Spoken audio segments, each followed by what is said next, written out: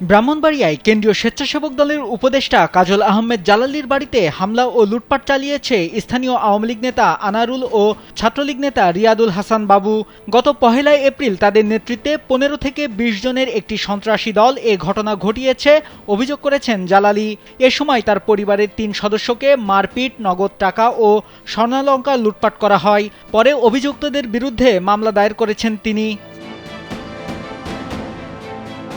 ভুক্তভোগীদের অভিযোগ, পূর্ববিরোধের জেরে কাজল আহমেদ জালালির ভাতিজা সাইদুল আলম জালালির পথরোধ করে লোহার পাইপ দিয়ে তার উপর অতর্কিত হামলা চালান দুর্বৃত্তরা।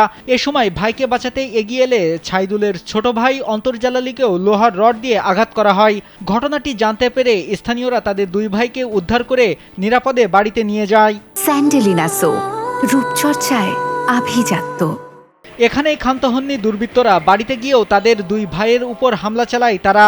২ ভাইয়ের চিৎকার শুনে তাদের মা চায়না আক্তার এগিয়ে এলে হামলাকারীরা তার চুলের মুঠি ধরে টেনে হিঁচড়ে শ্লীলতাহানির চেষ্টা করে।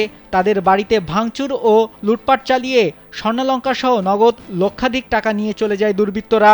আনারুল বলছে, ওরা ছাইরা দিস কেন, ওদেরকে একবারে মেরে ফেল। বাবু তার গ্যাং সহ তার মামা খায়ের বাবু গ্যাং সহ তারা সবাই মিলে এখানে আসার পরে আমাদের বাড়িতে অতর্কিত হামলা চালায়। সিন্দুক টিন্দুক ভেঙে ওরা আমার টাকা পয়সা লুট করে নিয়ে যায়, আমার বোনের সোনা গয়না এগুলো নিয়ে যায়।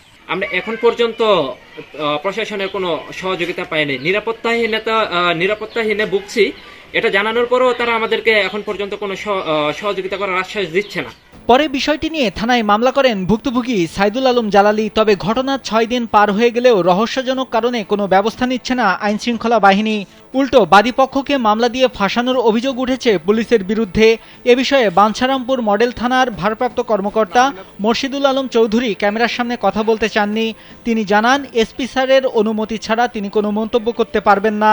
নিজের মুখে বলতেছে অমুক ছিল না তমুক ছিল না, কিন্তু আমি এজাহার দিচ্ছি আমি নেন। আমি নিজে মুখে বলতেছিলাম ও ছিল না, আবার মামলা নেই। আমার ওসি হিসেবে দায়িত্ব আছে, তো কোনো স্মরণীয় হওয়া আমার দাবি। বিষয়টি জানার জন্য ব্রাহ্মণবাড়িয়া জেলার পুলিশ সুপার এহতেশামুল হককে ফোন করলেও তিনি ফোন রিসিভ করেননি। নাইমুল হাসিব, কালবেলা।